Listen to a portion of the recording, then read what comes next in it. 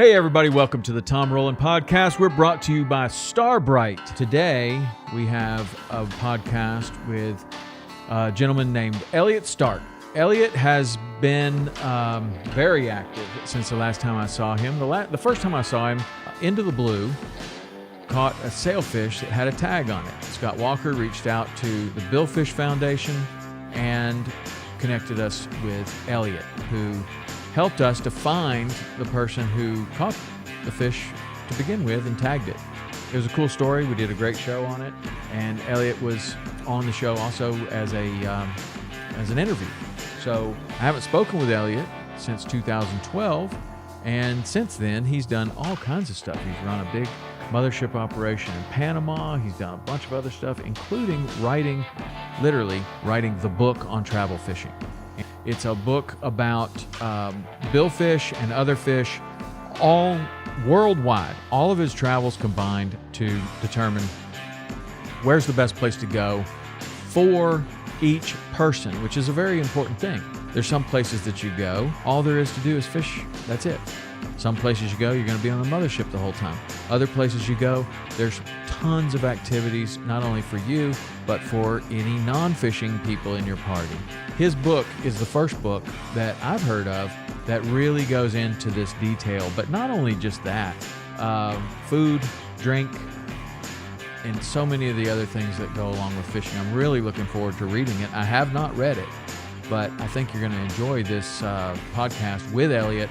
He is a guy that has a tremendous amount of experience traveling the world in search of billfish, and put it all into a book. And you can get that book at, fishtraveleat.com. That's where the book is available right now. All right, here we go.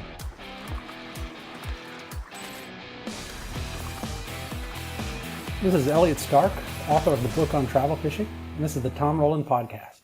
Elliot, how you doing, man? Doing great, buddy. Good to see you. I know. It's been since 2012. You remember what we did in 2012? Yeah, man. You guys caught a tagged sailfish and took the tag off and reported to the Billfish Foundation. That's right. Scott Walker reported it as he caught that fish. I think we actually have a picture of that fish I found this morning. But that was super cool. And what I found out again this morning, I had kind of forgotten about it and doing some research on what you've been up to. That fish was caught in Boca Raton and then recaptured in Key West by somebody named Mr. Greenberg. I don't know what Mr. Greenberg's first name was, but that was super cool. So you were working, that is the one. And then, the tagging and the recapturing, and that's a pretty good distance going from Boca Raton to Key West, but I bet you've gotten way more interesting stories than that. Do you have any other stories that you can think of that were pretty interesting with recaptured billfish? Well, I started out with the Billfish Foundation, and they're one of the world's leaders in tagging and recaptured fish, and so like something of like 90% of the stock of sailfish in the Western Atlantic come through South Florida in the wintertime. So it's a pretty neat deal that coming from Boca to Key West, but boy, there's a whole lot more like them. But in terms of like recaptured fish, I mean, blue marlin and tuna and black marlin, I mean, they span the entire ocean basins. So it's really interesting. I mean, bluefin tuna, there's some of their tracks have been pretty neat. There's two spawning aggregations, one in the Mediterranean and one in the Gulf of Mexico.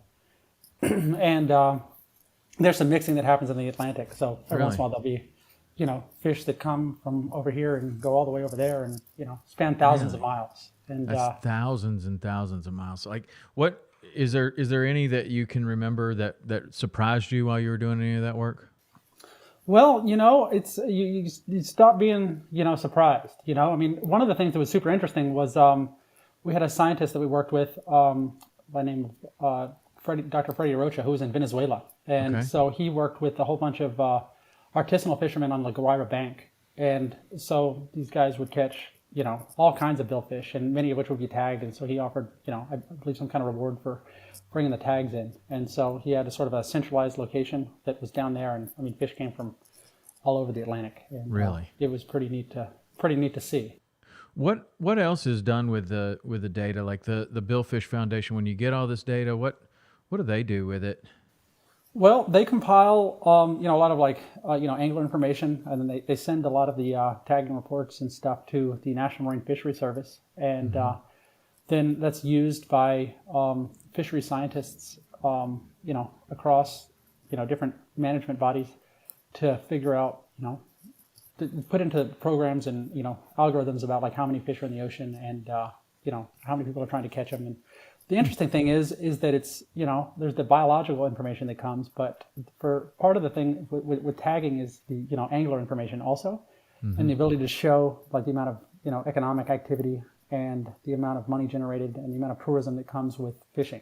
And so that's what, working with, Ellen Peel and Peter Tribongside and the team of the Billfish Foundation, I was super fortunate, and the late Dr. Russell Nelson, they were doing, cutting edge work to be able to show that, healthy oceans promote healthy economies, and trying to get, governments and officials in different places to recognize that the amount of money that they bring in from tourism is a direct reflection of, fisheries, as opposed to, the traditional way that fisheries are managed just in terms of, evaluated just in terms of like pounds on deck.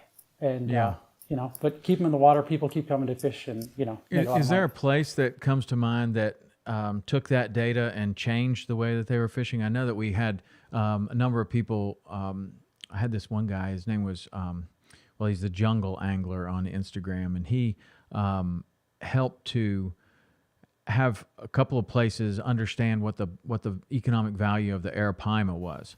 And instead of just killing that big fish, which is a giant fish, and so, I mean, that's the equivalent of like taking a cow. I mean, it's going to feed the whole village. And he went and showed them that fly fishermen would come down there and pay a lot of money, and that was a big change, but it was also very challenging to go someplace and try to convince them that is the case. Do you have anything with like billfish that was something similar to that? Yeah. So I believe in 2009, Russell Nelson, who was the chief scientist of the Billfish Foundation at the time, he and a guy named Rob Southwick, who is an economist out of Jacksonville, they spearheaded a socioeconomic study out of Cabo San Lucas, and it was an economic impact study of revenues generated by traveling anglers coming to fish. So in Cabo, Cabo was built on the backs of striped marlin. So before there were the golf courses, before there were the breweries, for all the Michelin star restaurants and all the things, it was fishermen coming there to catch lots and lots of striped marlin. And what they found was that fishermen and their families coming to stay in hotels and buy fuel and days charter and spending money in restaurants and on, throughout it input $1.125 billion US per year into the economy of Los Cabos. And so super like groundbreaking work to be able to say that like fishermen coming to catch fish, support not just, mom and pop here or, this guy running a boat over there, but, economically, like macroeconomically, significant impacts in terms of the economy.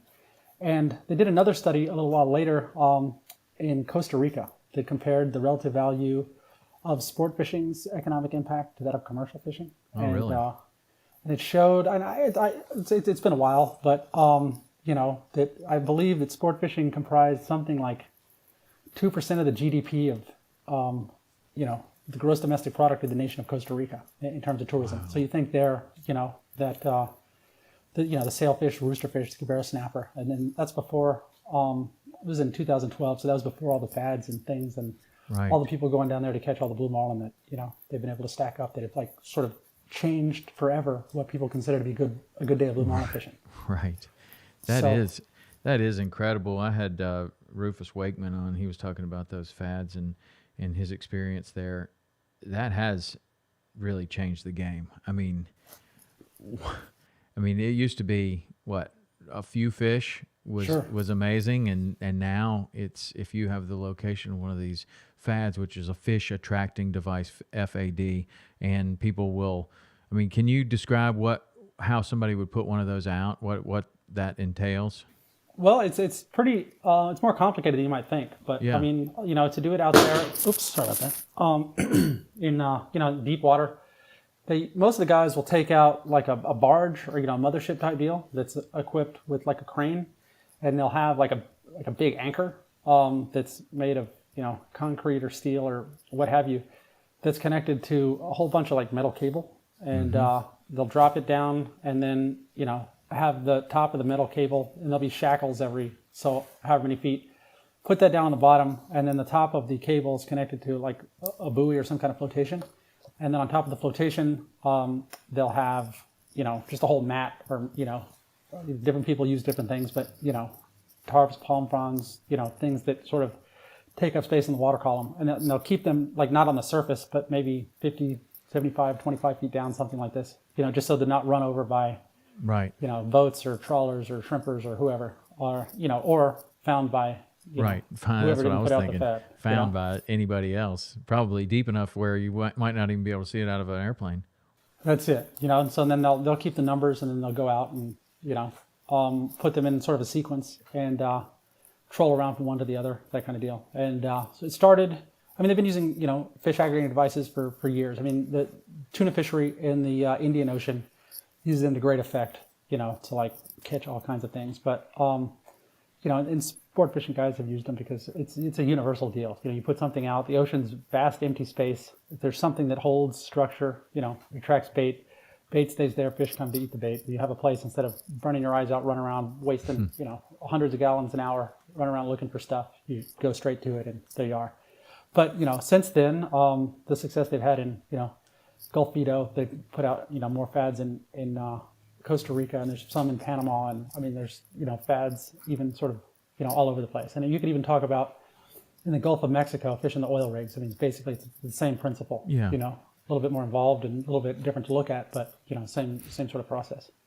Yeah. Out in the middle of that, off of Louisiana, I've certainly been out there where you just go out into the middle of the ocean and there's nothing else out there until you hit this oil rig, or even one of those mobile ones that's on on the boat. They Sure. collect around that too. But, yeah, that's fascinating, but that has changed the game as much as the sonar has Sure. probably changed the game. What do you notice with that after all your years in this kind of industry, and you see what's going on with the sonar in the billfish world? What's your opinion on that? Well, it's interesting. There's like two sides of the story. If you talk to guys who have them and use them, they're the greatest thing ever, Right. And so, you can sort of go and, the Omni from Furuno was sort of like the first and to make the biggest impact. And, it's sort of like real time, being able to like follow blue marlin or sailfish or, tuna or what have you. And so it's made it quite a bit easier to catch fish. Fundamentally, the catch numbers and the, daily release records in a number of places have changed forever because of this technology. And so from that perspective, it's great, because anytime you have people out going to catch fish and making it easier, it's good for the industry. Then on the other side, you hear people who do not have the thing because they're sort of awfully expensive to install and Right. To operate.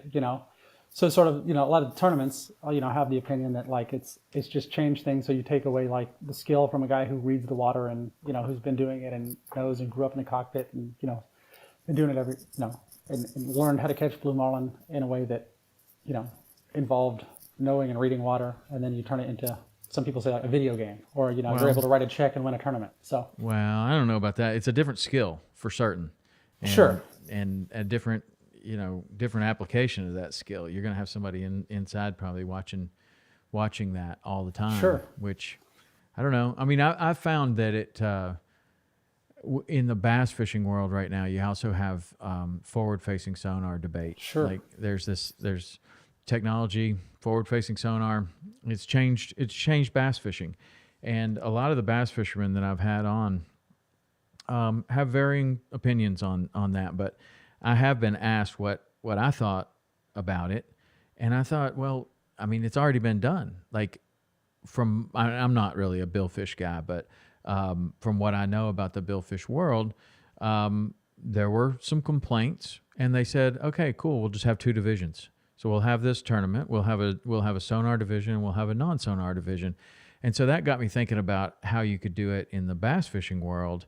And what I thought about that, which I thought was a pretty good idea, and then I told a couple of people, including Mike Ike and Ellie, about it, and he thought it was a pretty good idea too. But I was like, what if you have, say, 12 tournaments a year, let's say you can use this technology in 8 of them, or any number, 4 of them, Sure. 10 of them, whatever, but you have to decide before you go, Sure. which that you're going to use this, and if you're on that, if you've decided you're going to use it and it's not effective, well, that's too bad. Like you've decided that was your thing. And so then you bring in all this strategy about, okay, well, which lake should I use it on? What time of the year is that? Will it be effective? And then you could have somebody that's not even in the standings, but they haven't even used the forward-facing Sure. sonar, or the opposite. They're winning, but then they've used up all their opportunity to use that technology, if that's what they're really good at. And then I think it brings in a lot more strategy. But Sure. I think the offshore guys have led the charge there with just 2 different divisions, because that seems to make sense. Well, me. it's interesting. I mean, it's sure fun, and that's the good thing about fishing, is that everybody has opinions and there's no right or wrong, So you hear the guys that say, oh, well, the sonar is terrible, blah, blah, blah, and then think about it. I mean, the same guy's got, a seakeeper on his boat and he's got like the latest in technology of everything else and just doesn't have a sonar, So it's not like... It kind of comes down to, it's terrible if somebody else has it and they're smoking you. Right. Then you, then it's then terrible. you don't like it. If you're a Right. tournament but if donor, you're really good at it and you've got the first one, you're going to love it, right? And you win a bunch of money and win a bunch of tournaments, and then it's the greatest thing ever. And the same thing's going on with the forward-facing sonar in the bass fishing world. Sure. Some of the younger anglers are, just a little bit more. It's a little bit easier for them to learn than some of Sure. the older anglers, but plenty of the older guys are doing well with it too. But boy, is it a hot debate? I mean, dang. Telling you. It's I think like bass fishing, it's even, it's harder for the bass. I mean, because you can pull up right on top of the thing and the bass have less area to go and they're more structurally dependent, Right. And But it's funny, like with bass fishing and offshore fishing, I mean, both of them, people have been doing that, both of these types of fishing for a long, long time. And then you get this new technology that allows you to see them, and inshore anglers too, with drones, right? Like you can now see these fish in a place where you couldn't see them before. With a forward-facing sonar, now you're seeing that there are fish in places that you never thought that there were fish Sure. before. With the offshore sonar, you're able to track a fish and see which way they go. Like I've always wondered that, like, you spook a tarpon or something and you're like, well, it was just right here. And then I just lost track of it and it just disappeared. Where did that thing go? How could it have gotten away? But, you learn so much from those technologies, but there's always this kind of ebb and flow of, well, if you learn about these bass being in this deeper water and then everyone spends all their time fishing for them, eventually the bass is going to be like, I got to find another place. They'll go back to some other places that they used to fish. So whatever is old is new again, and whatever is new kind of is old again at some point. But Sure. I don't know. Those guys, those bass fishermen, in order to be very successful today, it's kind of like MMA almost. Like Yeah, right. there was a day when someone that had a single skill set, like a boxer or a wrestler Sure. or something, could win in that. But it's gotten more and more and more competitive to where now no one with only a single skill set can really do very, very well. Or maybe there's an outlier. But that's kind of the thing with fishing. It's kind of cool like that, actually, that you have to have all these different skills. If you're going to be in the tournament world, you have to have all these different skills and be pretty good at all of it. Sure. You can't just be, I just don't do that. Right? Like, Right. I don't know. You're not gonna win much.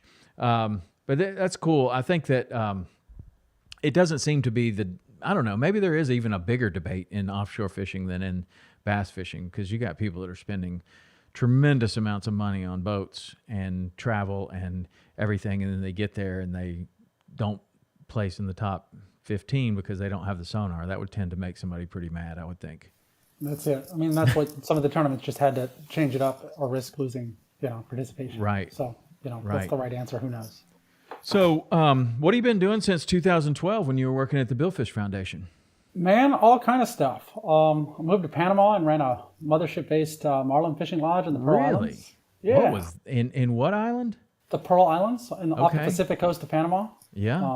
So it was great. It took people from all over the place, all over the world, Dang. and caught giant black marlin, big ass yellowfin tuna, and Cubera snapper, big rooster fish, all kind of stuff. What was the mothership like? Oh, it was great. It was 163 feet. It held 90,000 gallons of diesel. Had 6 staterooms. We had a crew of 25 when we were fishing wide open. We had 4 sport fishers, and we had 3 chefs, and 3 hospitality people, and a whole bunch of fishermen, some deck guys, a couple engineers, and kept it all running, and had a good time. Wow. And so would the boat just stay out all the time and the anglers are brought there by helicopter, or you having to go in every time you got a new party? We'd keep the mothership out for like 3 months at a time, basically. Mm-hmm. And we were on Isla del Rey, which is the biggest of the Pearl Islands. So it's like 60 miles offshore of Panama City. So we'd provision the boat with, a cargo panga sometimes, about once a week. And then we would fly guests out to the island because there was a strip. And we'd come pick them up on a panga on the beach and bring them out to the boat and, take them fishing from there. And we'd take the boat back to the city sort of every 3 months for a month to just kind of, get everything. And then for a couple months a year, we would go up to Coiba Island, which is near Golfito, near the Costa Rican border. And, fish the Hannibal Bank. And, just beautiful country. It's a UNESCO World Heritage Site. And, one of the most beautiful remote places in North America. And the fishing's wide open. And, so it was great. Wonderful thing. What was, out of all the fish that you're fishing for there, you mentioned Cubera snapper and marlin and everything else.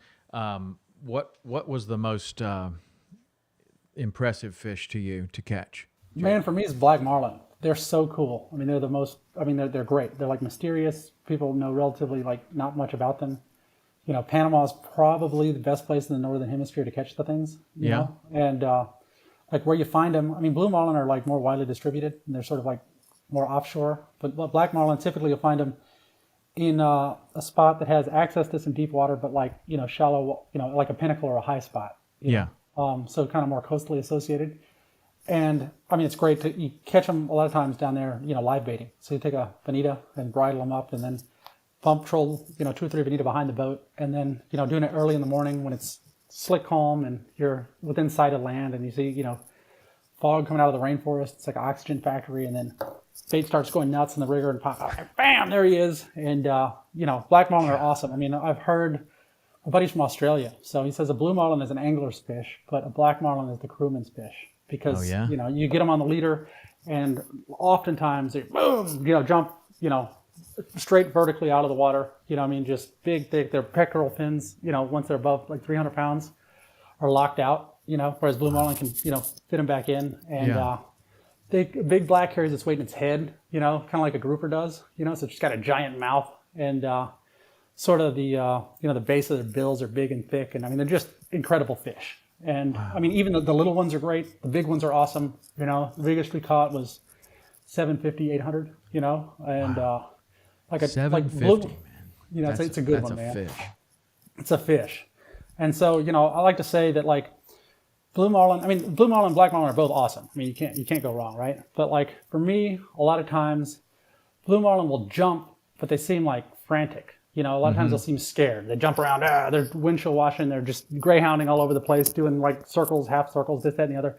It seems like their hair's on fire. They're like, shit, just jumping around all over the place, Black marlin will jump, but they never seem scared, They seem measured, and they're almost like, you want some? Come over here. You know what I mean? Let's do it, And it's just, it's great. They're my favorite fish in the world. If I could just, catch one kind of fish, it'd probably be that, But, so when you're on this boat and you're running, are you also doing any mate duties? Are you getting to wire one of these fish? I was the general manager and the director of fishing, so I had to kind of keep everything running and make sure that nobody was, screwing anything up too bad. And my fiance at the time, my wife now, she came down, and so she was in charge of the inside stuff and the hospitality people, and then I was in charge of the outside. And so I would try to keep everything going, and then I'd fish, 4 days a week, kind of as a second mate kind of deal, where I'd be there to kind of help the clients understand what was about to happen, explain things, and sort of like curate the experience, and then help gaff things and leader fish and just kind of do all the things. I would imagine that wiring a black marlin, a big black marlin, would for a mate. I mean, and I think of fishing like as the angler and as the guide, and there's so many things that I can think of that I would consider to be even more of an accomplishment, like as a guide, like landing these big tarpon or grabbing a hold of a giant hammerhead or something like that in the inshore world. But that of wiring that black marlin for a mate, that's got to be the pinnacle of handling a 750 pound black marlin, and you're doing it basically by hand. Like that is, first of all, it's super dangerous, but that has got to be the pinnacle of what you can do in sport fishing. It's pretty neat. I mean, it's it's incredible. I mean, to watch some of those guys that grew up on the Great Barrier Reef, heavy tackle fishing, and what they're able to do, and using 600-pound leader and just just incredible. But yeah, it's something, man, because you never know what's going to happen. You never know, like, what every fish is different, and then you have like little ones that go all crazy, and you have to worry about things coming in the boat, and you have big ones that do this, that, and the other, and I mean, it's wonderful. I've never caught a black marlin. Are they aggressive towards the boat? Like, will they come at the boat?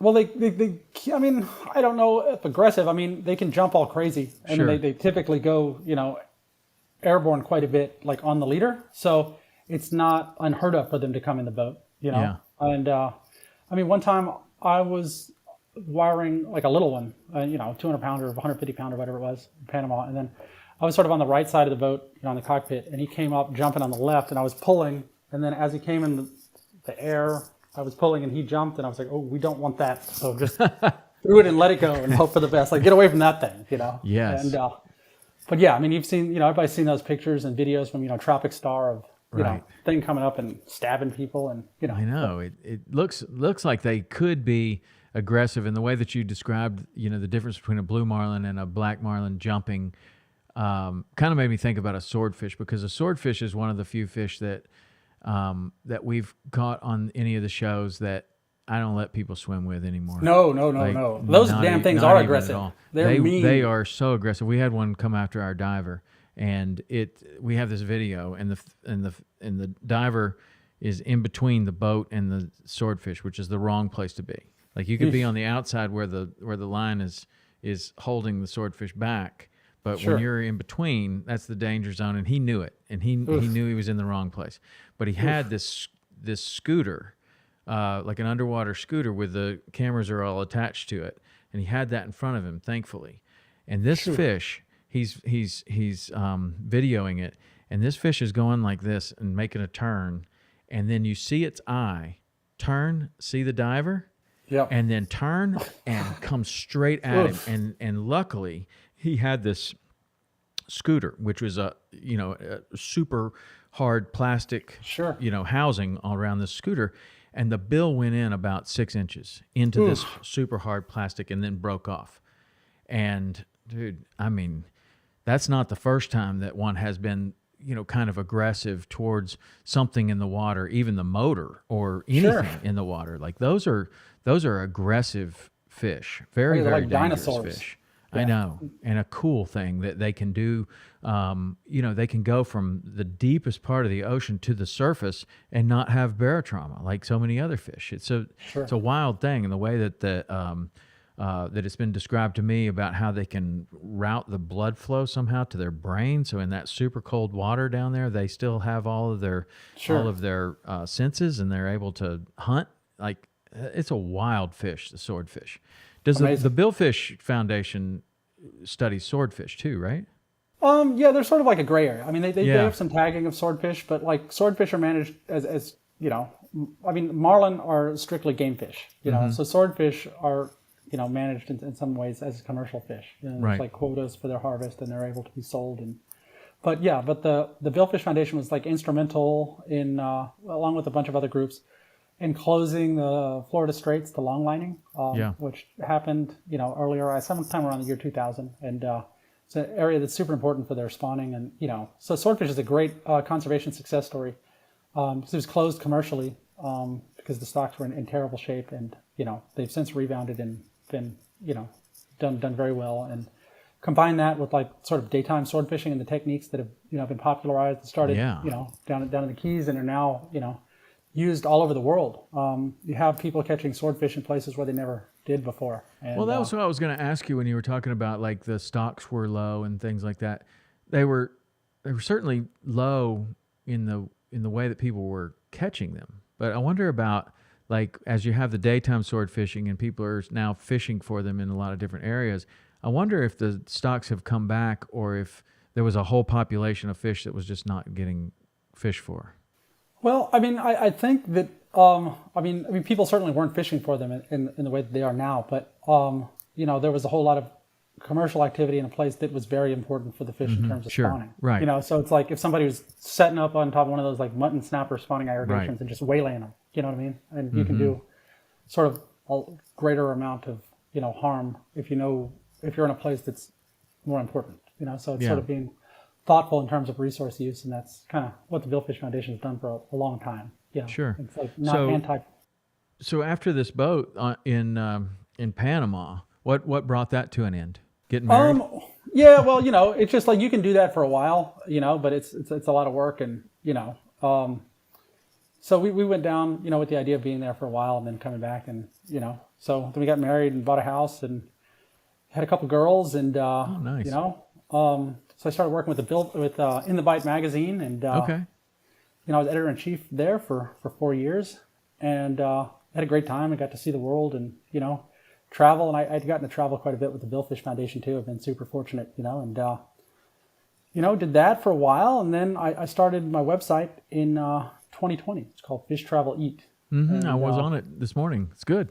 I like it. Well, thank you. Appreciate it. Yeah, you got some really good articles on there, and some that we have the hot seat questions. So I created some hot seat questions for you based around your blog. We'll get to that later. But all right. So is that what you're doing now? You can do it just with the blog?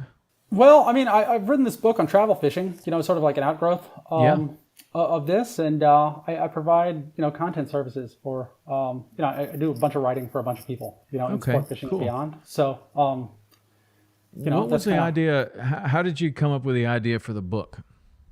Well, so when I was with the Billfish Foundation, I got to travel all over the place. Every country in Central America except for Honduras. I gave a speaking engagement in Brazil and fished on the Royal Charlotte Bank for a couple days. Nice. For giant blue marlin. I got to go on like a 3-week tour of Australia. Gave a tour of fishing clubs from Sydney all the way up to Cairns on the East Coast. Gave a talk for the Sport Fishing Club of the British Isles in London, and went to tournaments across up and down the eastern seaboard and the Gulf of Mexico, and then went down to Panama and had people. A lot of my bosses were Canadian. They had 3 salmon lodges in British Columbia. And so we'd get an awful lot of people coming down from Canada to go, want to catch marlin and tuna. And then, so when I came back, to the States, my joke was that there was a time for about a year that, like, anytime anyone from Canada wanted to catch a marlin, they would call me, and ask where to go. And so, I'd been thinking, and then, came to In the Bite, and, its readership is primarily like professional sport fishing captains and boat owners, so it's a super technical audience, And I would have people who, would spend a lot of time and a lot of money fishing for different things. They'd call and ask, hey, where should I go about this? Where should I do that? And put people in touch, And so it had been kind of floating around my mind, for a while to do something like this. And last July, I said, well, hey, let's go. And so I started it up. And at the time, I didn't realize what an undertaking it would be. The book has grown to like 588 pages. And, I'd like to say that it's the most comprehensive offshore fishing resource ever published, Wow. So it profiles 70 of the world's best offshore fishing destinations.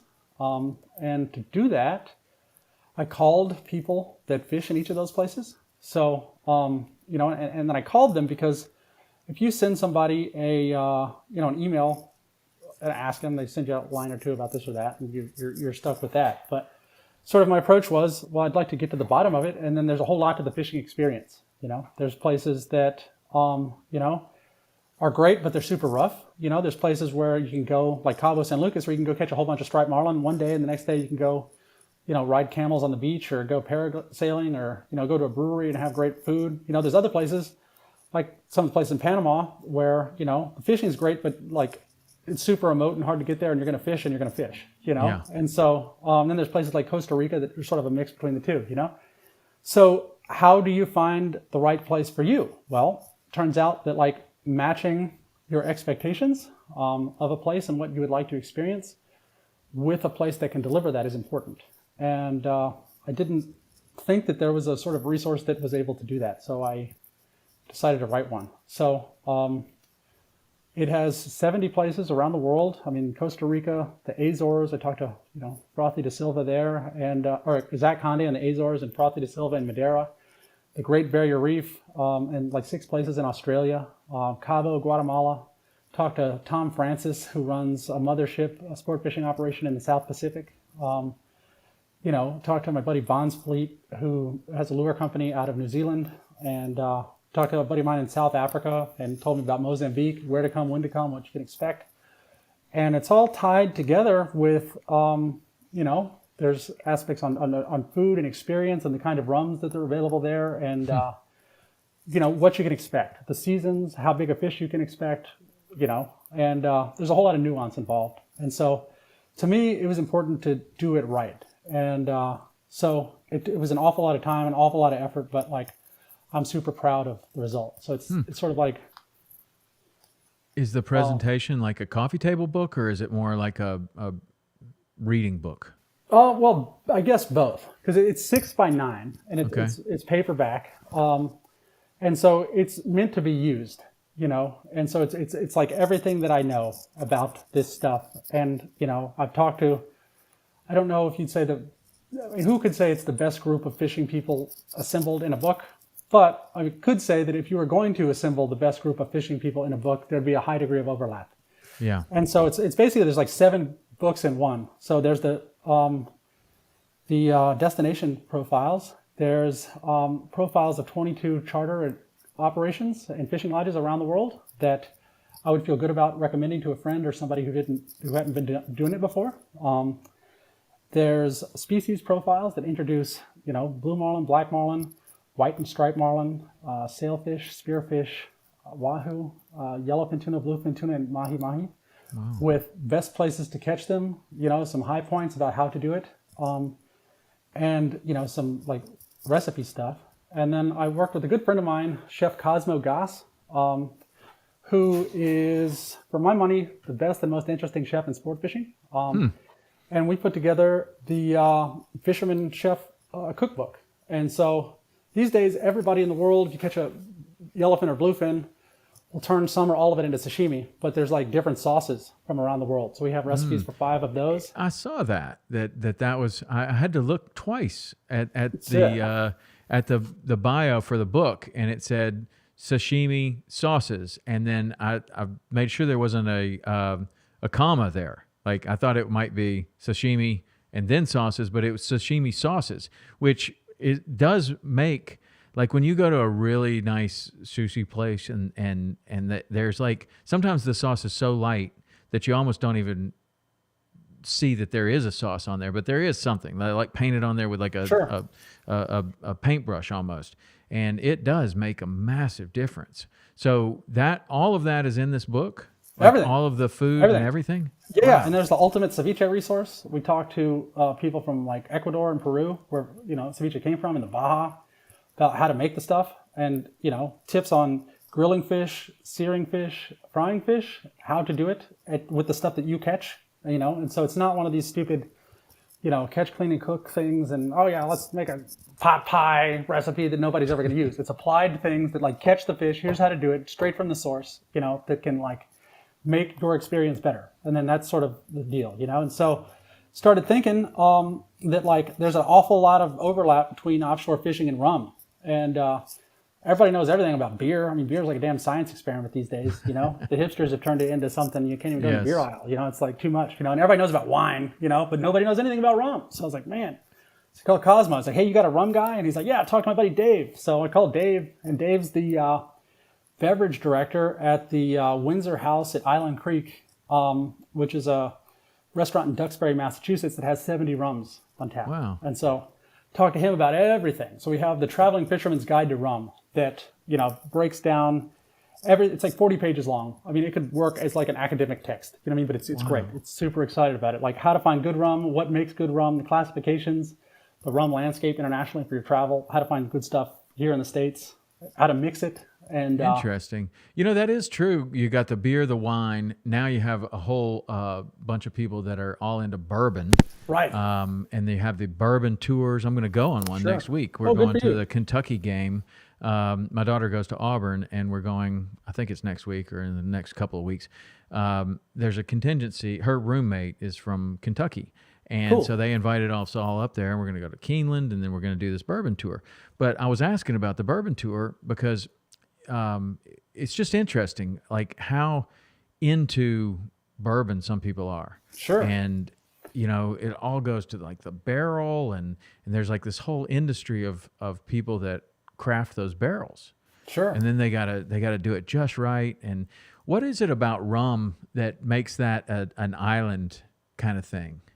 Well, it's where it came from. I mean, so sugarcane is the precursor to rum. I only know this because I did a bunch of research, you know, but it's native originally to like Papua New Guinea.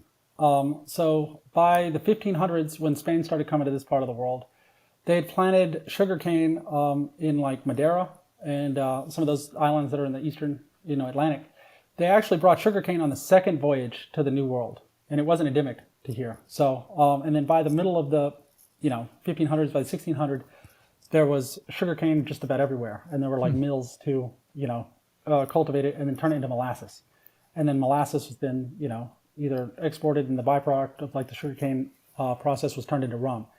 And so rum is like super fascinating because there was a time in the 1700s when it was on par with gold as a medium for exchange in Europe. Wow. And so it was part of a triangular trade that happened between like the New World, you know, Africa and Europe.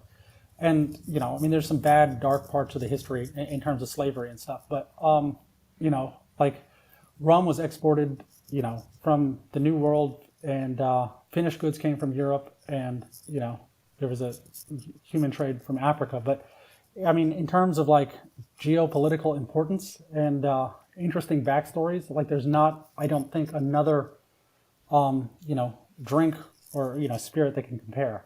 Yeah. The interesting thing is that if you were to superimpose the map where you can grow sugarcane and the map where you can catch blue marlin, there's like a whole high degree of overlap. And then, so like, and it's also like a new world drink. I mean, the first time that rum was ever mentioned in history books was in Barbados in 1650. And so it came from here. And so it's like, you know, the places you're fishing, if you're fishing in this part of the world, make rum. And so that's super fascinating. So then you can like compare, you can go to your trip, go catch your, you know, sailfish, your blue marlin, your yellowfin tuna. And then, you know, the different islands that you go to or the different places. And like Central America has its own distinct, you know, rum style. The islands do. I mean, Boston even has its own interesting, you know, New England has its own interesting rum history. They're able to do that. They can't grow sugarcane, but they could, you know, turn the molasses into rum. And so it's super great. So it's all in the book, you know. And then, so I was like, well, we have these 11 fish that we profiled. And part of the thing that's so fun about like going around and fishing is like there's different drinks in all of these places. So we have like a book of cocktails that are inspired by the fish and the places and people who catch them. And so we got a ranch water recipe from Texas from the Billfish Pachanga, which, you know, I'm a Texas guy. It's tequila, soda, and lime, and it's great. You know, everybody likes it, you know, and but nobody knows too much about it. We've got the Blue Marlin cocktail is actually a daiquiri. So everybody thinks a strawberry daiquiri, but like Dave Cagle, the rum expert, he's like, no, man, daiquiri is like the most iconic rum drink in history. Just, you know, rum, simple syrup, and lime. And it makes rum sing because rum's made of sugar and rum loves lime. And so you do those three things together and it's just like, wow, this is great. So, so what makes that the Blue Marlin drink? Oh, just because like the Blue Marlin maybe could be the official, like, you know, for many people catching a Blue Marlin's like the ultimate in terms of offshore fishing. Right. And, this is like the iconic rum drink. So you say, hey, here you go. Like rum's the whiskey of the sea, and Blue Marlin's like... They must catch a lot of them in Louisiana, because they sure do drink a lot of daiquiris up there. That's it, buddy. So, they do. We profiled, Venice, Louisiana. Yes. In the book, and... Where does that sit? Like in terms of like ranking, worldwide ranking, where would you think Venice, Louisiana might fall in there? I know you don't want to hurt anybody's feelings, but like, is it mid pack? Is it? Well, so that's the thing about the book, right? Like the whole world has been, with the internet and everything, has been like distilled into like a giant top 5 list. Everything's a damn top 5 list. And everybody just wants to like look and clickbait and blah, this, that, and the other, Sure.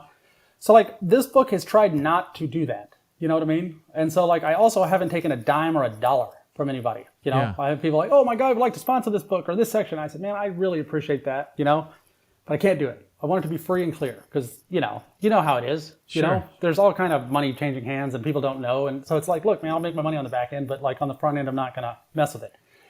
So, Venice is great. It's great. But that being said, you could sink your boat in yellowfin tuna. You can go catch damn as many tilefish as you want, like red snapper. The damn things would eat you if you fell in, you catch wahoo when the mullet are coming out of the river. And, it's great, but that said, blue marlin fishing is good, swordfish, daytiming, the whole deal. It's wonderful. You go see the rigs, it's awesome. That said, if you go there, know that you're going to the end of the world and you better like fishing. You know what I mean? Well, that's what I was going to say. I like your approach about different trips for different people. Like everybody, you have all these different anglers that are at different places in their fishing career, their fishing life. Some people, they've never caught a blue marlin. They've gone to 10 different places. They still haven't caught one. All they want to do is catch one. They don't care about the accommodations. They don't care about anything else. Then there's other people that have caught plenty of them. They want their wife or daughter or son or friend to experience this, and they know that this person is not as avid as they are, and so they got about 2 days, 2-3 days in them. Like, is there a place we can go and then do some other things as well? Like, I love that, because that is something that you don't really get when you go to these guide booking services. I don't know. I've only been to a couple of them, so I'm speaking ignorantly, but that seems like something that's missing. Like, where is a place that you go and there are other things to do? And then where is another place that you go where I'm only after the big one, right? Like, I'll sleep on a cot. I will go on a commercial vessel. I'll do whatever. I want that one, right? And there's that angler. And then there's then there's these other anglers. And so there's a best place for a lot of different people, right? But there's no best place. If someone tells you there's a best place for anything, they're like a magazine ad salesperson, or they're, trying to trick you into something. You know what I mean? Like should not, I don't believe that to be true. You know what I mean? Like, so. Well, but the way that we're describing it is that a lot of places could be considered the best to a wide variety of different people. Somebody might want to catch something on fly, and there is a better place for that than somewhere else. Somebody might want to take, their whole family, and there's a much better place for that than some of the other places where literally you might be wondering if you're going to have pirates. Like, that's it. But if you're like into it, bring the pirates, whatever. I've been after this fish for my entire life. I've got tons of money. I'm trying to get this one thing, so I'll go wherever. Right? Well, then that's why that's the core of this book. Is speaking to that, and then also not only speaking to those people who have been after a certain thing for so long, but also to the people who grew up in Tennessee, or a small town in Texas. They grew up fishing on lakes and rivers and maybe dreamed of catching a blue marlin, but who goes blue marlin fishing? And like, how do you know? Where do you start? Because a lot of media is written for people who already know. And then, so it's like a super daunting thing. It's a barrier to entry in terms of like, where do I go to catch fish and how do I find something that's trustworthy? And then you look at the price tag that's associated and you're like, man, I don't know about this, and it's crazy. Like, you Google this, good luck to you. You know what I mean? Have fun with your bed bugs, Right. And so this is made for somebody who grew up in Wisconsin, who like fishes for muskie and walleye. But it's like, hey, would that person like to catch a blue marlin? Of course they would, and like, here's the information that you need. And so you can compare it and come to your conclusion based on, the location, which is like 260 pages. In the United States, it starts in South Texas and Port Mansfield, all the way up to Massachusetts on the East Coast.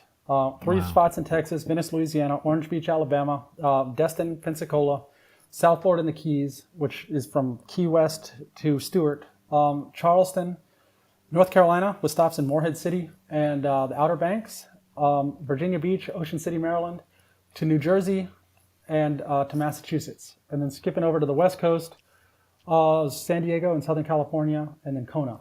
And then with somebody talk to in each of those places that provides, a high-end fishing guy, either charter, tournament director, boat owner who's been there a long time, people that own marinas. And so it's not a sales pitch for the place, but it's somebody who knows and is intimately involved in the place, describing why somebody should come and what they can expect once they get there. And then so we do the same thing, with 4 spots in Costa Rica, 3 in Panama, 1 in Guatemala, mainland Mexico, Los Cabos, and, down to South America, all the high spots, going across the way to like South Africa and Mozambique and up to Kenya, and then the Eastern Atlantic being the Madeira, the Azores, and Cape Verde. I talked to Marty Bates, who runs a charter operation there, and Frothy De Silva, who's been around forever and ever and is a wonderful human being who makes Madeira accessible to people from all over the place. Zach Conde in the Azores. Talked to a guy that runs an operation in Sardinia, which is in the Mediterranean. And then, profile a little bit of like mainland Portugal, where they catch giant, white marlin and giant blue marlin. And then in the Caribbean, the Bahamas, Bermuda, Dominican Republic, on and on. So it's like the high spots. And then I was like, well, if this book is going to be good, well, I should talk about the South Pacific, So I talked to a guy named Chris Donato, who spent 10 years running boats in the South Pacific, holds the Samoan national record with a 1,025-pound blue marlin. Wow. Now he runs a boat in Kona, so he helped me with the Kona profile. And then I talked to Tom Francis, who's a wonderful person from New Zealand, grew up in Papua New Guinea, and runs maybe the most remote and globe-trotting operation in the world. Told me all about the Marquesas and where they catch, all the things that they catch over there, and it's incredible. And then so I was like, well, the book was going to be good. It would also include Japan, because Japan has an incredible culture of fishing, and a lot of the gear that we use and the approaches that we use and the techniques came from there. So I talked to the senior director of the Japan Big Game Fishing Club, and he told me all about it. And then we talked to a guy in Okinawa, which is the only place that I know of where they've caught 2 2,000-pound blue marlin. And those were commercially caught fish, but the tunner, the mythical tunner, it's great, So it's all here, and then so you can compare it that way. And then there's introductions to each of the fish that are written for, people that know about it and who have done it, but that are also accessible and approachable for people who haven't before. Mm-hmm. In the midst of all of these things, there's wonderful photography. I worked with Jessica Haydall, who's one of my favorite people in the world. She's been on magazine covers all over the place. Her pictures are all throughout the book. And, so the destination piece, it's the pictures come from the places of the people that I talk to. And so it's a nice mix of professional photography and things that are taken on the spot. And so it's just the destination piece is 265 pages, I believe. And you can go through around the world just reading and looking. And it's great. And there's nothing like it. And I'm so excited about it. And so I'm able to say. Super cool. Here's a question that I had while Sure. you were, you just rattled off some of the greatest fishermen on the planet, probably, and in their respective areas, right, for marlin fishing and stuff. Out of all those people, did you kind of become aware of any similarities between the extreme high players in that type of fishing? That anything that strikes you as kind of man, these guys are all similar in this way? Yeah, I guess it wasn't something that I became aware of doing this. It was something that I'd come to know before, but my favorite part about it is how passionate these people are. Because you don't accidentally find yourself in a career running a boat on some tropical island in the middle of nowhere, chasing blue marlin. One of the things I love most about marlin fishing is the interplay of people from all over the world, from New Zealand, from Australia, from South Africa, from the United States, and how the places where people come from influence how they approach.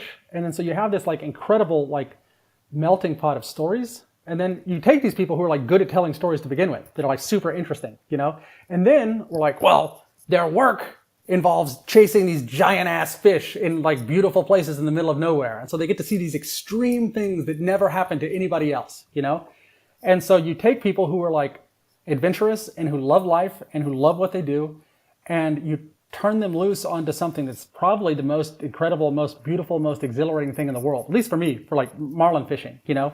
And then they do this more often, and then they get to see all kinds of things. And so like the interesting thing for me is that all these guys, you talk to like a charter captain who's been at it for a long time, they can all remember the biggest fish they caught, but they also all remember the one that was bigger that they lost. Yes. And, you know, they'll remember the number of stripes it had, how wide its shoulders were, the distance between its dorsal and its tail, what lure it came up on, who their charter was that day, and all of that. And it's so fascinating. And then most of them will tell you the date. And when they do, they're like enraptured. You know, it's like they're transported somewhere else. And it's like the story becomes alive, you know? And so to me, that's what this is about. I mean, like fishing stories, like, you know, there's a book of fishing stories in this deal too.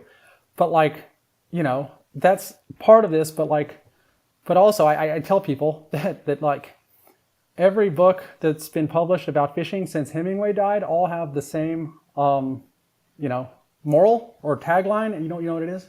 I have a passion for fishing. I want to share it with you, you know?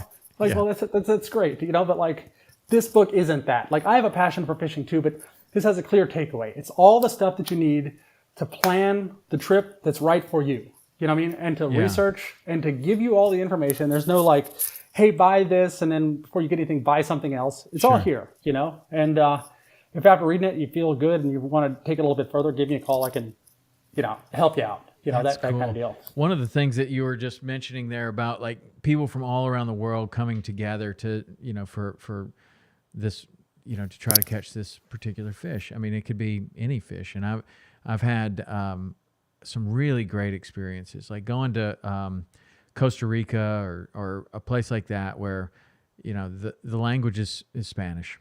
Sure. We're trying to catch sailfish. I have high school Spanish. But somehow I can communicate to these guys that I'm your guide. I'm also a guide. And they're like, oh, where? And you're like, in the United States, in Key West. And they're like, Key West? They've heard of Key West. Sure. And then they're like, you know, in this broken Spanish English that we're trying to communicate in, you're still learning a tremendous amount. And you see that those guys, like once they see that you've got something that you could offer them, like in terms of knowledge or like experience, it's like a white belt mentality of like, let me hear what you got. Like in your worst broken Spanish, let me hear what you've got. Let me show you. Start tying a knot, and they're like, oh, let me see what you're doing there. And then it's like, vela, izquierda.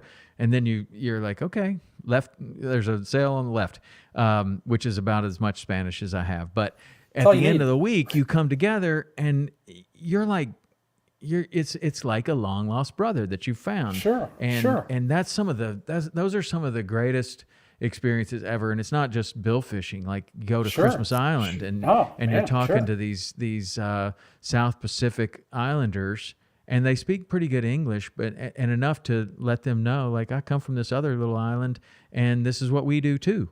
And then they start asking all these questions, and then you start asking all these questions, and then there's this exchange of knowledge that's going on, and that's some of my favorite things about travel, like, and just experiencing these other people that, just like you're talking about, that, I mean, and it is trite at this point of, they're just so passionate. But that's it. It's a shared passion. It is a shared passion. And especially when there's some sort of a small language barrier that you're having to get around, that makes it even more fun, I think.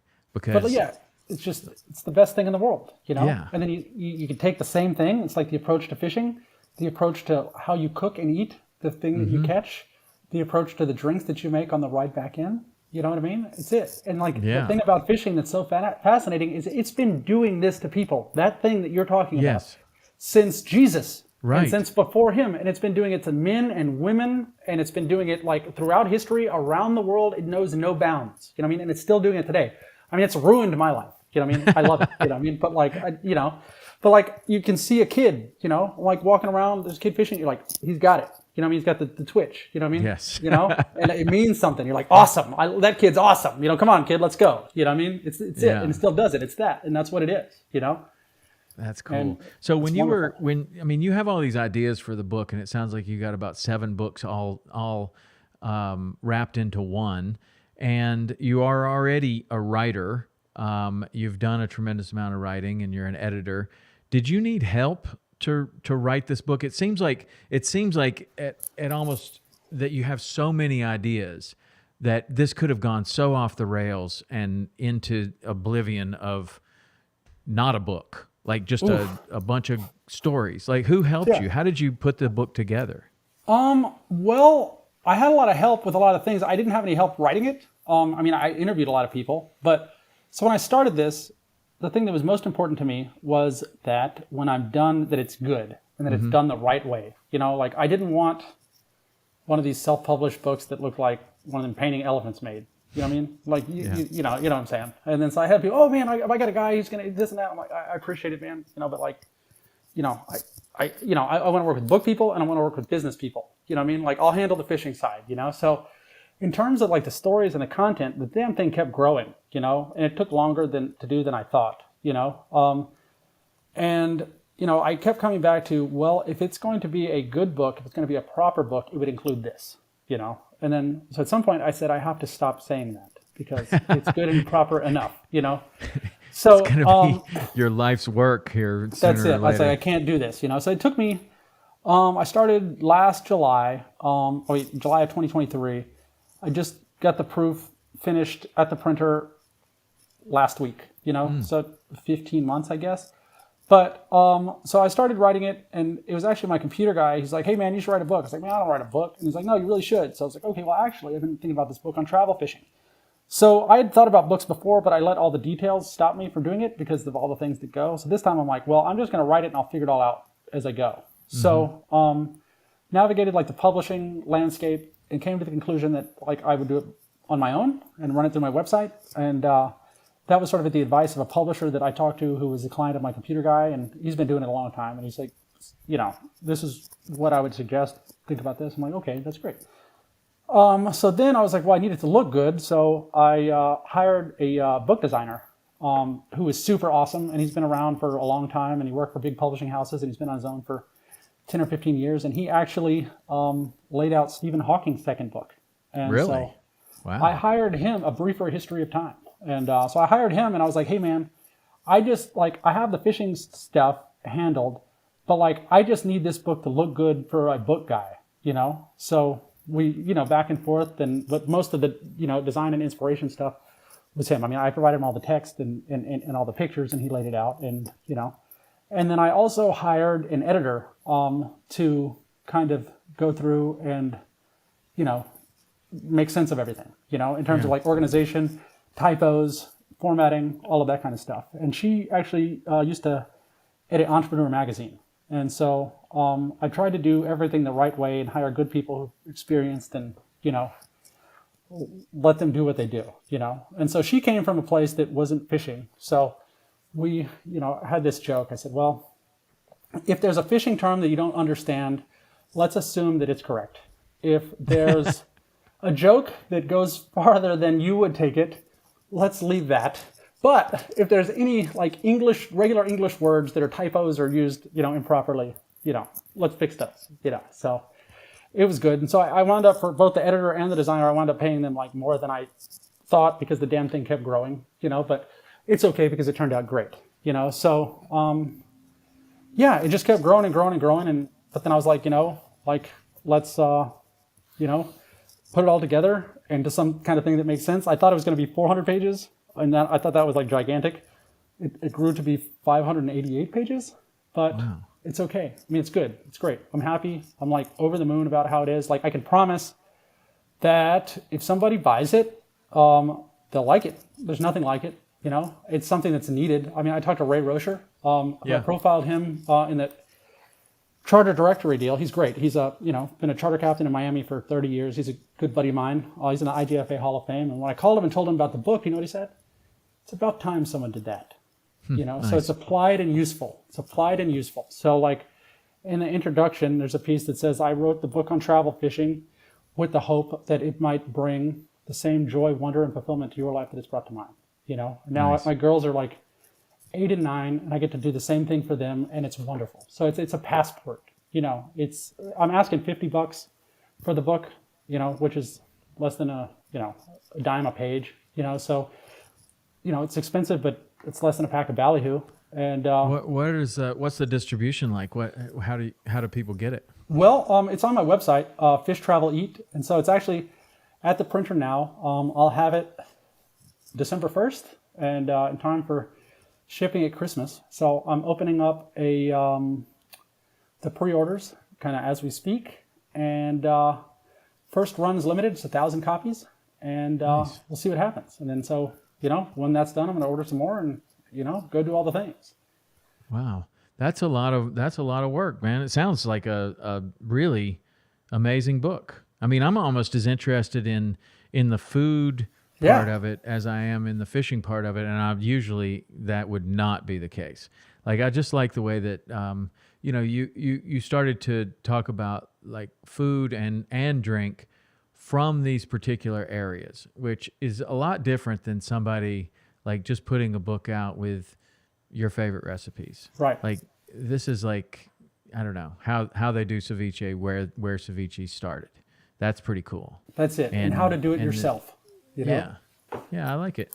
That's cool. Thanks, man. Well, I'll definitely get a copy. That's Appreciate pretty cool. that, man. I really like it. Thank you.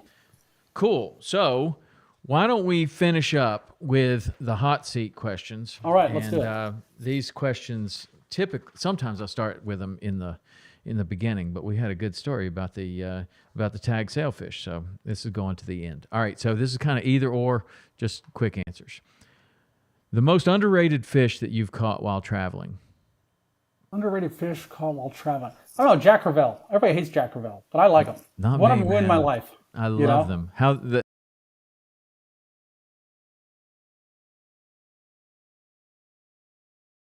One ruined your life too? Because Yeah, man. that's what happened to me. No, I was 12 years old. It was the first time I ever went offshore. I talked my dad into taking me on a party boat out of Port Aransas, Texas, and I was puking everywhere, trying to catch kingfish. Some mate hooked something. He's like, here you go, kid. So here I am chasing this, 40-inch Jack Crevalle around this party boat on a broomstick rod, and old senator puking and reeling. I have a skin mount of the fish, hanging up in the house. And that's the joke. It's like that fish Really? ruined my life, because if it weren't for that, I'd be like, to hell with that. I'm never going offshore again. All you do is puke, Right. Good job for that guy. I was trying to catch a tarpon in some lights, and I threw the fly out there as best I could at the time, which wasn't very far off of the shore. And a Jack Crevalle came up and ate the fly and took off and literally took every inch of line except for about 6.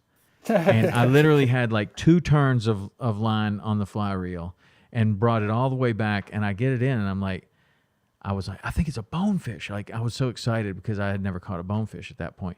I think it's a bonefish. It's got to be a bonefish. I get it in. It's a Jack Crevalle. I'm like, and ever since then, like, well, I don't know what's wrong with that fish. Like, I would have had a tarpon in Sure. 30 seconds, right? So anyway, I had the. Yeah. I pack Imodium AD all the time, as a result, and because you should. Oh, there's a travel and logistics section too about the book, there is? what to bring, how to bring stuff, Nice. changing We're going money. to talk how not about to that get in the How To Tuesdays. Sunrise or sunset? Man, I like sunset. The reason I like fishing at sunset, because if you're doing it, you're with your friends, or you're in the middle of the damn Gulf of Mexico on a triple overnight swordfish trip. But either way, it's awesome, because if you're on a standard charter deal, they'd have dropped your ass off at the dock back at 4:00 sharp, Yeah. But if you're sunset, you're with your buddy. I like that. Nobody's ever explained it like that, but that's right. One place that you have not been but would like to go. Man, Bermuda, Okay. New Zealand. New Zealand, nice. The most difficult fish to catch on all the travels you've been on, Phew, man. and technique. Well, the longest I spent on a fish was a big ass swordfish in Texas. We were on it for 5 hours. Wow. Pulled him off right next to the boat, and hooked him at 3 p.m. Finished up. It was dark, and it was wild. Called it Large Marge. Actually, the story about it is in the book. And so yeah, I guess that was the most difficult. A surprising fact about billfish. Man, that they will ruin your life, and you'll be happy to let them. Favorite fish to eat and how you would prepare it? Man, I like bluefin tuna. I mean, that sounds kind of, but it's great. I mean, actually we make sushi quite a bit at the house. My girls help. There's a recipe in the book. There's a whole guide to redneck sushi. It's in the book, how to do it, and so make it all kind of different ways and have a whole spread and have a party. You can sear some, you can do it, invite all your buddies, and it's a great way to bring fishing home. It's a transfiguration. That makes sense. Can you have a productive trip without catching a fish? Sure. Yes. It's about the person. I mean, there's lots of times that didn't catch anything, but I enjoyed it more. And, you go out fishing with some guy's an asshole and you catch a bunch of fish. You're like, man, no thanks. One destination you'd like to visit that does not include fishing? Oh, man. Well, I guess Alaska. I mean, you can go fishing in Alaska, but I'd like to go pay a visit to a moose. Mm-hmm. Yep. Moose are awesome. Be careful though. 3 people, avid anglers, should fish with before they die.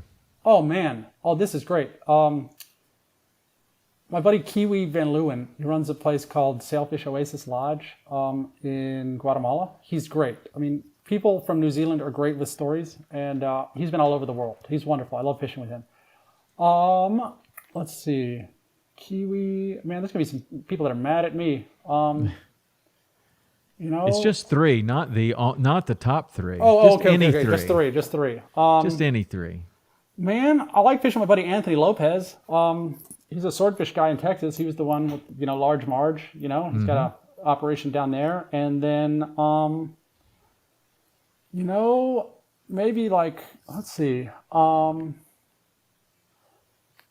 Bouncer Smith, he's a wonderful person too. He's a retired charter captain. He was in Miami for 50 years fishing. You probably couldn't fish with him anymore, but because he doesn't fish that much. But boy, he's a national treasure of sport fishing. National treasure and stories, and podcast alumni twice. There you go. Had him. He is a national treasure. So shout out to Bouncer. 2 places to eat before we die. Ooh, man. Man, this is all over the board. It's like mental gymnastics, I got it. I got one. It's the Windsor House in Duxbury, Massachusetts. I was just up there. It's great. Cosmo's a consulting chef. Island Creek Oysters owns the place, and boy, they bring out all kinds of stuff. And they have 70 kinds of rum on tap, so you can't beat it. Wow. And then, well, not on tap, but anyway, they have bottles of 70 different kinds. But and then, one place that I awfully like to go is the Hookup in Los Sueños, Costa Rica, just because it's associative memory, maybe you could get better food in some other places, but I'll be damned if having a cold beer, watching the marina, and talking with the people you're talking to there isn't a wonderful thing to do. Love it. Cooked or raw? Depends what you're after. Tuna, don't overcook it. Raw is great. Wahoo ceviche, man, hard to beat. Fried dolphin, boy, dolphin ceviche. Depends. Both. Yeah, both. Text or call? Man, I'm a call guy. I'm not a very good millennial. If it's more than 3 texts, I just call. When people are like, what? Okay. What location have you visited that had the best coffee? Ooh, man. Costa Rica's got some pretty good coffee. They showcase it. They definitely have good coffee.